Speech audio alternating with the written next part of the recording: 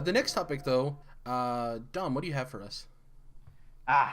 So we're gonna start a topic that might get a little heated. We might get a little fanboy Hey here. Dom, why With don't you the go fuck yourself while you're at it? exactly. So, um, Horizon Zero Dawn reviews came out recently. Most people tend to really love it. Before that, Neo had come out. Most people seem to really like that one too. Both Sony exclusives. Uh, a couple of weeks after Microsoft announced that Scalebound was canceled, one of their exclusives. So, just kind of the recent news and the recent events led Jason Schreier, whom I admire very much. He does a lot of good work. Yeah, I like him too a lot. Yeah, he threw out a few, I'd say, polarizing tweets. How's it feel over there, Jared? Sucking your thumb, waiting on Halo Wars 2. I would call it bait. That's what I would call it. Well, let me read what you said, or what he said rather, what he tweeted. I think more than anything, he's just trying to be a personality and trying to get attention to him. So he's being a Colin Cowherd, so to speak, right now with a strong opinion. So here's what he said: uh, Microsoft clearly can't compete with Sony on exclusives. They should take the living room PC approach with Scorpio, succeed where Valve failed. That's the first tweet. The second one: the past 2 years have really put an end to any PS4 versus Xbox One debate. Not really a fair fight anymore. Scorpio needs to do something totally new. So, So, let's break I it want to down. make a real big distinction right there. PS4 versus Xbox One, not PlayStation versus Xbox or Yep. Microsoft versus Sony. He is making the distinction of the generation, which is important. Yep. Yep. So he's not speaking to a bigger picture here. He's not saying that Microsoft can't compete with Sony. He's not saying that Xbox Yep. can't compete with PlayStation. He's just saying that they've lost this generation, and so Scorpio has to try something new in order to be able to even gain relevance in the gaming industry today. And I And know that Xbox isn't just irrelevant. Xbox One isn't irrelevant, but it is definitely a landslide. and you could break it down even further than that because he does point out specifically PS4 versus Xbox One. You know, with Scorpio might not be, it might not hold the Xbox One moniker next to it, right? They could kind of Yeah. pivot away from that completely, which I think he's kind of acknowledging that too. But then the next thing I want to point out, I don't have it right in front of me. I kind of forgot about this, but Phil Spencer did reply to Jason Schreier, kind of He sharing. said, "Suck these nuts." Yeah, that's exactly what he said. No, of course not. I don't have it right in front of me, but the gist of it was Phil said back, interesting comments. Xbox One is doing really great. We love our console, and we have some great stuff in the pipeline. Something along those lines, right? Not, directly combating back. Sounds about right. And I agree 100% with what Phil said because in a vacuum, Xbox One is doing extremely well. Like if you would have asked Microsoft, what their projections were for Xbox One before it had launched, they're probably exceeding that because Xbox One has exceeded what Xbox 360 did in the same amount of time. So, yeah, when you stack it against Sony, it's not doing that great. But that's not the end all be all, let alone, just because Sony might have the better exclusives, which there's a big subjective piece to it, but I think largely he's right on that just by like volume and quality of exclusives right now. I think, Sony's doing way better. But if you Well, love and Halo and Gears more than if you wanted to anything, make it yeah. more of an objective thing, you could, um, just look at the Metacritic scores. You could do some averages, and that's why I say like by overall volume and quality, I think Yeah. Sony has more. But again, that's not necessarily that doesn't make it better because if you're a person who loves Halo and Gears more than any of Sony's exclusives, then obviously Xbox exclusives are better for you. So there's still a subjective piece to it that's important, and exclusives aren't going to kill a system necessarily, right?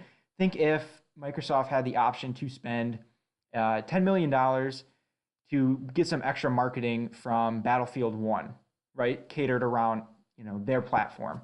Or they could spend that 10 million and go make an exclusive game. That's a tough choice, right? Yeah, yeah. So I just wanted to say, if we look at these two tweets, and I know that they were right next to each other, but if we kind of pretend that they weren't, the tweets really are talking about two so totally separate things. Would you go ahead and just read through them again and distinctify the separation, Dom? Distinctify, I like it. And now I'm just realizing I read them in the wrong order, but Oh gosh. either way. So the first one, in actuality, says the past 2 years have really put an end to any PS4 versus Xbox One debate. Not really a fair fight anymore. Scorpio needs to do something totally new. Microsoft clearly can't compete with Sony on exclusives.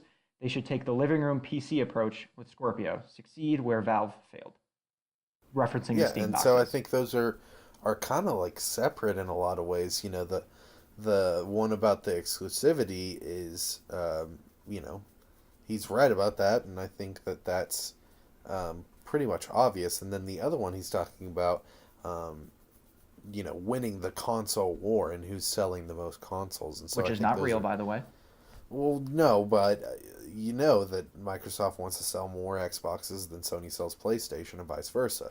At the end of the day, so I think he's talking about kind of two separate subjects within the two different tweets. So it's almost like, you know, the fact that Sony beats out Microsoft on exclusive.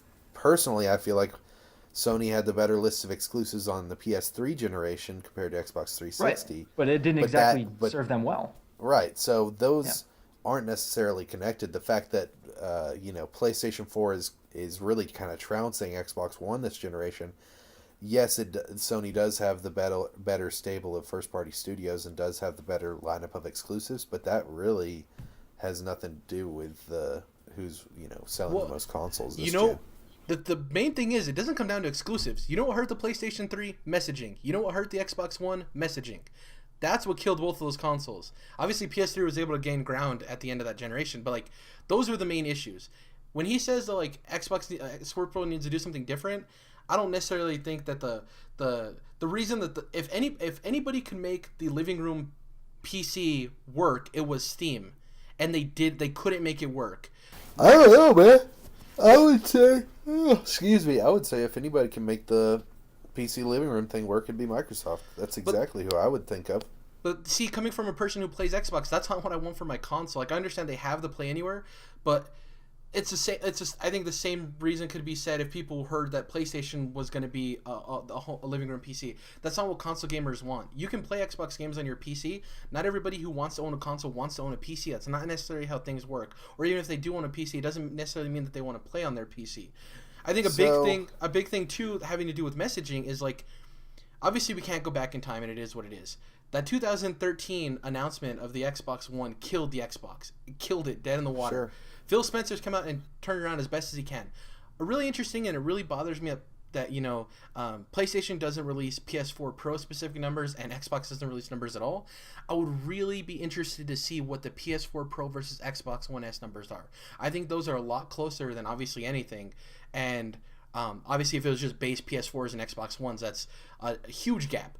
But as far as since Phil Spencer's been around, they've been turning around the ship. I'd be interested to see what those specific numbers were, just from being a numbers guy. And I mean, yes, Xbox has lost this generation. As you know, like you said it perfectly. It's PS4 versus Xbox One, not Xbox versus Sony. Not real though. There's nothing to lose. It's what is, because they're companies, and when you're in this kind of place, Jordan said it right. You want to have more consoles in the market than your opponent because that means you sell better software. Maybe you're not directly competing, but you do want to sell more consoles than they do because that means that more people have your console, more people buy your software, you earn more money.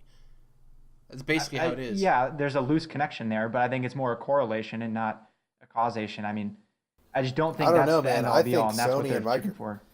I think the PlayStation and Xbox divisions respectively at those two companies really want to beat the shit out of the other company, just like I think Coke wants to sell more than Pepsi, like those people really do, and that company really does want to sell more, and McDonald's wants to sell more burgers than Burger King, and like that's kind of what part of their business is. And the interesting thing too that gets lost in the weeds is it's funny that PlayStation 4 is dominating Xbox One the way it is, considering Xbox One had one of the best announcements in this generation of backwards compatibility.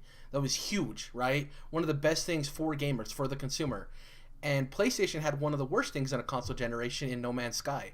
It's probably one of the biggest flops, the way that thing was paraded around and everything. And good point. Those two things are two huge things in opposite directions, but then when you look at the sales numbers, it's complete opposite of that, Dom, you have to remember when saying that the console war doesn't matter, human beings are petty for one thing, and just to kind of like make this whole thing full circle. I used to work at GameStop, and we were in the same parking lot as a Best Buy in this strip mall. And one time, my manager showed me one of the pins on his name tag, and it was like it looked like those army arrows that point up, on the arm patch. It's got like three arrows pointing up, and then it had Mario underneath it, and it said the 400. I was like, "What is that?" He's like, "Oh, well, this is the 400 GameStop stores that are in parking lots the same as Best Buy." And I'm like, "What the hell are you talking about?" He's like, "Yeah, this is a thing. This is like we're like a coalition or whatever of GameStop stores." And I'm like, Jesus Christ, who the hell cares, man? It's like, well, and they're not even, that's apples to orange. Like, GameStop and Best Buy are vastly different stores, but they still sell electronics, and they still are competitors, even if not totally direct competitors, and so they still have that fighting edge. And I'm sure Best Buy could give a fuck, but like, exactly, GameStop's got that 400 team. Right. The year one manager took a huge point of pride, like, we're beating them, like, all these 400, like, what good is that metric when you're GameStop right now and you're about to go under any day? And Best Buy actually probably is not doing as great as they used to either. I'm not saying it matters. I'm just saying it's important to people. Not that it matters, but it is a thing. Yeah. It is a thing. It's a thing in heads. It's a thing in our minds. You know what I mean? It's an abstraction. Which influences the business's decisions of, human beings. Just to close out this subject, the biggest thing I want to say is I've seen tons of people saying that, and a lot of these are Sony fanboys and PlayStation fanboys, are saying that they can't wait for Xbox to disappear from the console scene because so even if it did happen, that shouldn't be what you want as somebody who loves PlayStation, because a bad thing. Yeah, because competition is best for the consumer. If PlayStation's the only person in the console market, your games are going to cost $200 a piece. They could do whatever they want with no ramifications because they have no competition. The best thing for PlayStation gamers is that Xbox comes back with Project Scorpio and swings hard, because guess what? If they come out of the gates and everything's great, that means that PlayStation has to push that much harder to make you guys believe in the next iteration of PlayStation, or just not even just the next console, but moving forward. Like, them bouncing back and forth like that is best for us, Them competing with one another is best for us. If one of them leaves, that's bad. That's not good. And all these people saying iron that sharpens iron. Yeah, it's really dumb. Yeah. Sorry, go ahead. One last tidbit on, this console war is there is a big deal and something that's different than any previous console war, and that's, how many digital games we've been buying. As the amount of digital games goes up, that's a stronger connection you have to your console, because all those games you own are tied to that account. So you're more likely to stay within that, which hasn't happened in previous consoles, right? It was easy for me to switch to PS4 from 360 because I had no digital games that were going to carry over. Even if they don't come with you, your account stays with you, your trophies stay with you. Sure. And presumably going forward, PS5 is backwards compatible, etc. So just another thing. I mean, by this point, you would have hoped that you could change your username. We don't. Yeah, God. Don't jinx it. Also, I'm going to take my own little tidbit here. You said this discussion was going to be heated. It wasn't nearly hot enough. Jared, go fuck yourself. Oh, okay. All right.